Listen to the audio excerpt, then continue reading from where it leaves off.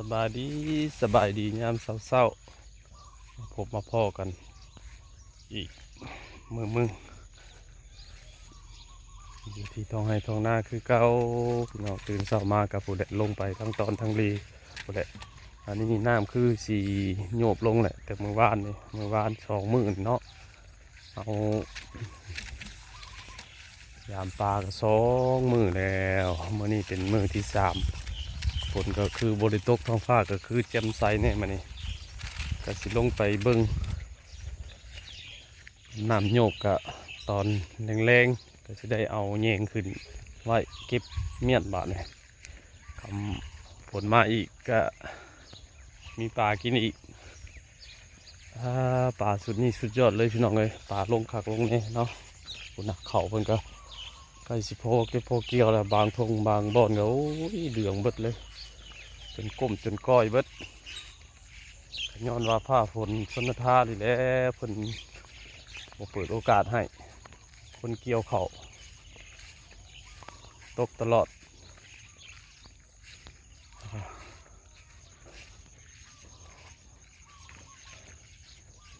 ไปลงไปพุ่นเด็กพี่น้องไปเบิ่งกันเบิ่งดียามเช้าๆเนาะเมื่อคืนนี้ก็เฮาก็ปล่อยปลาไว้บ่ได้ลงมาก็ลุงจอยเพิ่นกับแม่น้องคอปเตอร์เพิ่นลงมาก็เพิ่นได้บ่ได้เพราะว่ากลางคืนเนี่ยลุงใหญ่ปล่อยเลยลุงใหญ่บ่ได้ลงมากลางคืนเนาะเอาก็บ่ได้หาอยู่หากินกลางคืนดอกพี่น้องเอ้ยกลางเวียนกลางเว้นก็พออยู่พอกินอยู่ต้องให้ทางนาเฮาเนี่ยอยู่ในกินมันก็มีกับทุกอย่างเนาะสิเป็นปูหอยปลาหากลางเว้นก็ได้แต่ว่าให้ลุงจอยเพิ่นลงมาอย่าว่ามันเน่ามันตายพอตกตอนเช้ามากก็เป็นหน้าที่ของลุงใหญ่คือเก่าเที่ยวทางนี่จนคุ้นเคยกันเลยพี่น้องเอ้ยเนาะ FC เฮามาเบิ่งกันจนฮู้จักจนคุ้นเคยเลยทางนี้เที่ยวประจำมาหาปูหาปลาทางลงไปหน้าเฮาตัวนี้โอ้ย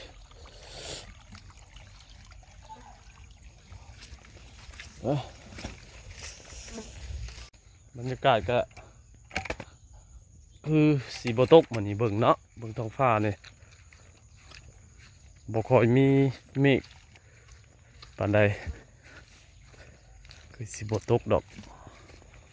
น้ำก็คือสีลดลงไปตลอด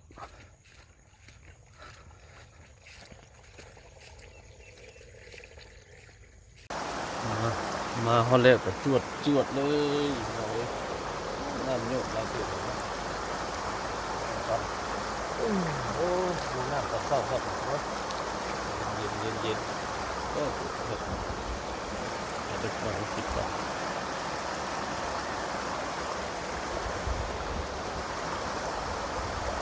น้ำตัดเศร้าเลยเด็กที่ลุ่มที่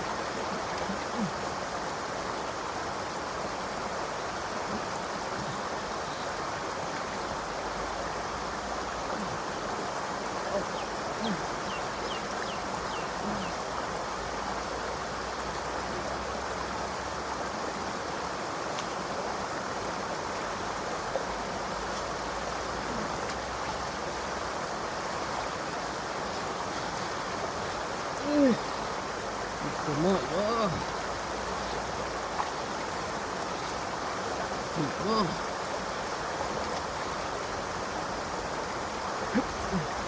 เป็นมือที่3เลยท้าก็จะมาใช้ตาเรียนนะมือที่3เลยได้หนึ่งข้อเลย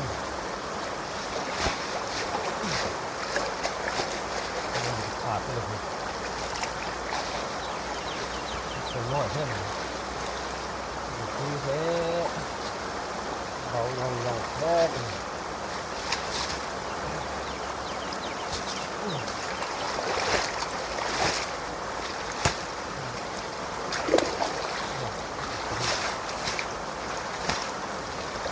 โอ้ยนี่โอ้ยจุดปูมาแล้วโอ้จุดปูก็เอามาทับก็เอ้ย วะ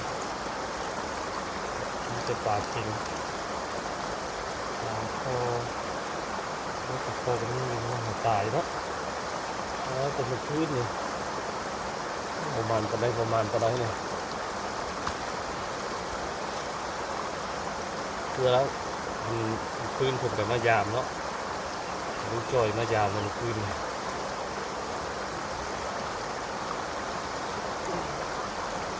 ได้เด็กเราได้ดอกประมาณพักเศร้าเอาเมื่อกินก็ได้อยู่พักเศร้าโอ้ปลาซิวที่ดูโบคือเก่าได้กระโดดอยู่ได้เลือดตายเลยเนาะตอนเศร้า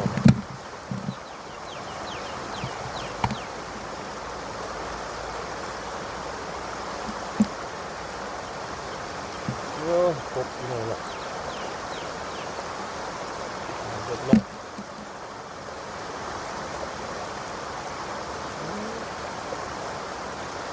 ปลารถปลาโคน้อย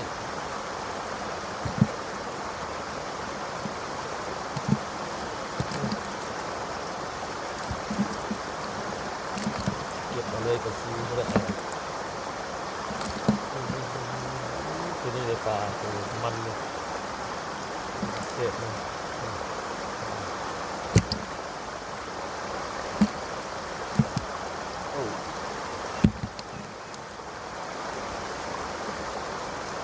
โอ้มันจะตายแล้วคือ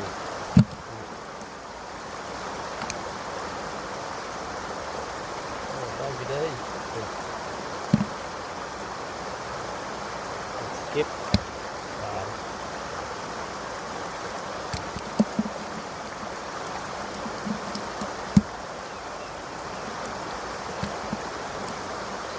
โอ้ลายอยู่นี่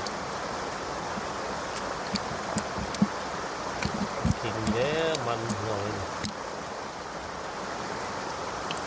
โอ้ปลาลดคลิปเนี้ยครับล่าน้ำปลาลดเป็นลายที่มันเจาะแยงขาดก็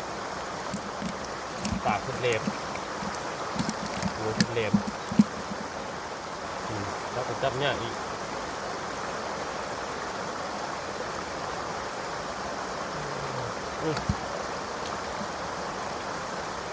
เนี่ยเอ้ยไปเลยทิ้งใช่เนี่ยมันเป็นปลาคอใหญ่ทิ้งบุญบดนี่กินก็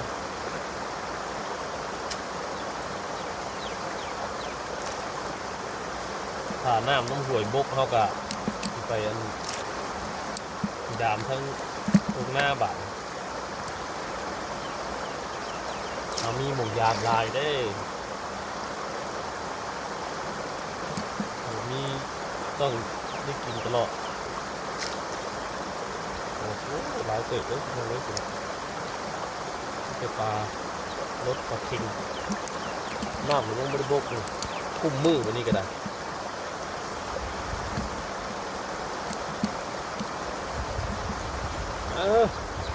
จับยากแค่นี้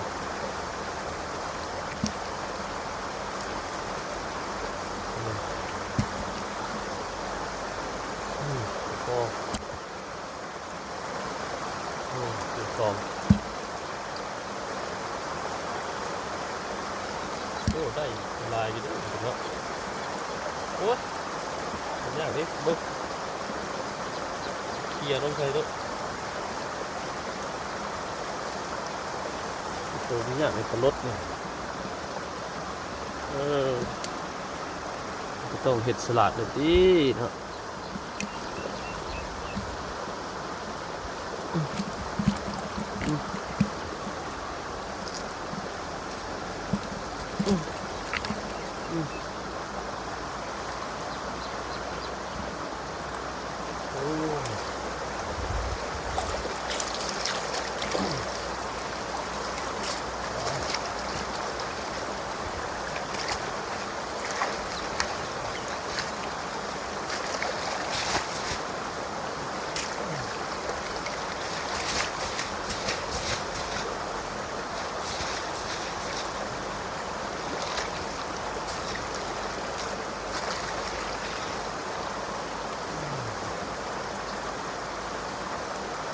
พอกินเราไม่ได้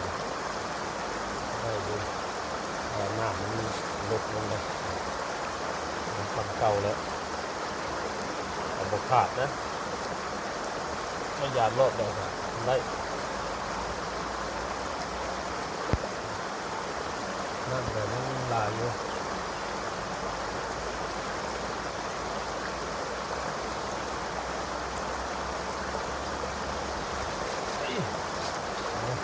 ยานมันนี่เก่งรถมืดมันยังมันรถหน่อยนึงเหลือจุด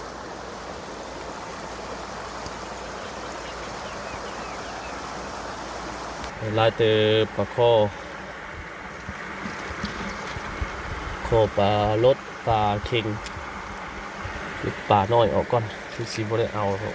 เน่าก็เลยเปื่อยที่แต่เมื่อคืนนี่เปื่อยเม็ดพวกถ้าเขาสิเอาปลาน้อยเขาต้องมายามเรื่อย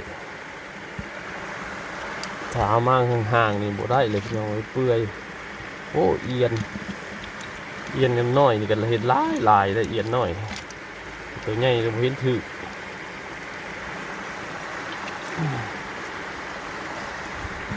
ใช่ละ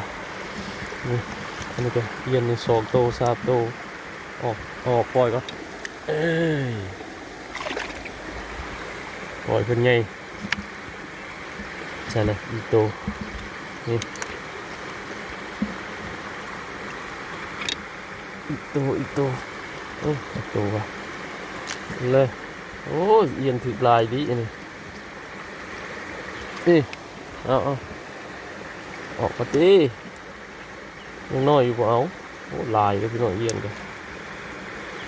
ถือมาว่าตัวพวกลายหนึ่งปล่อยมันโตกว่าใหญ่นั่นแหละนี่นี่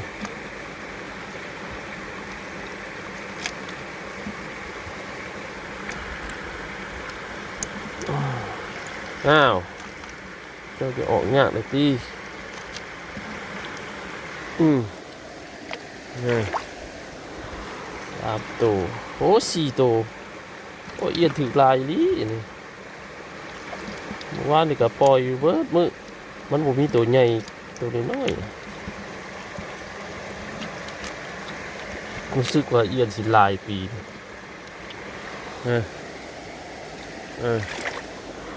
ดี๋ยวเราไป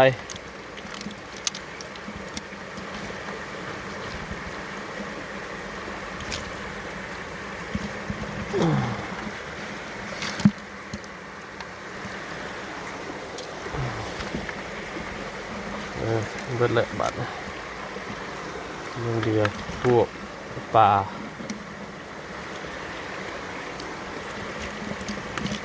นี่เราประมาณนี้เลยเพื่อนเว้ยมันนี่บ่มีปลาน้อยเนาะมันเอาปลาซิวลายเต๋อไปเดี๋ยวมาอีก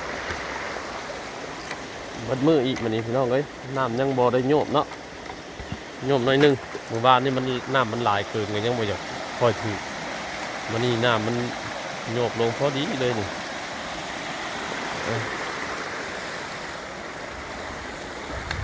เดี๋ยวมาอีกโอ้ทั้งทออันระบายหน้านี่ก็บ่ได้ไปเบิ่งเลยว่าเฮาเอาแต่อยู่นี่ก่อนอยู่หันน้ำมันยู่เข้ามาถ้าน้ำห่วยนี่ยุบลงน้ำห่วยนี่โยบลงแล้วก็น้ำให้หน้าก็ออกบัดเขากลับไปกินตัวนั้นต่อบัดยามตัวนั้นต่อน้ำให้หน้ากับโบไซย่อยได้น่ะพี่น้องเอ้ยอันทอระบายนั่นก็ได้ตลอดได้น่ะได้โอ้งามในป่าน้ำพันน่ะเป็นปลาลดบ่อปลาลุกเนาะปลาลุกกับปลาลดมันจะซีแยงกับมันจะได้อยู่ตอนพอลุงใหญ่เอาแยงมาซ่อนกันให้เป็นซองซ่อนมันก็เลยมันจะถือตัวนั้นตัวนี้บริสุทธิ์ปลดได้อยู่หักออกตัวนี้โอ้ยกระดาษอยู่เด้อตอกเศร้าเดี๋ยวมาอีกเลยกินข้าวกินน้ำแล้วลงมาอีกวันนี้คือสีบ่ได้ ลงมาหลายเที่ยวคือมือบ้านเนาะมือก่อนนั่นก็6เที่ยวมือบ้านนี่ก็6เที่ยววันนี้คือสิบ่ได้ลงมาป่านนั่นดอกพี่น้อง เพราะว่าฝนมันบ่ได้ตกเขาก็สีจอบเอาสีห่างๆเนี่ยเอาพบพ่อกันอีกคลิปหน้าพี่น้องเลยนะสำหรับคลิปนี้ก็สิพอประมาณนี้แหละยามปูยามป่าอยู่ให้อยู่หน้าอยู่ผู้อยู่สวนคือเก่าพี่น้องเลยเนาะวันนอกวันหน้าเฮาหาอยู่หากินตามวิถีชีวิตของธรรมชาติของบ้านเฮานี่แหละเลยขออนุญาตถ่ายทำให้เบิ่งถึงสีโบเบิ่งหลาย10-20คนกะเฮาก็ภาคภูมิใจที่มีผู้เข้ามาเบิ่งแล้วก็มีผู้เข้ามาคอมเมนต์สำหรับคลิปนี้ก็ให้อยู่ดีมีแห่งเบิดสุขสุขคนนะพี่น้องเด้อขอบใจและสบายดี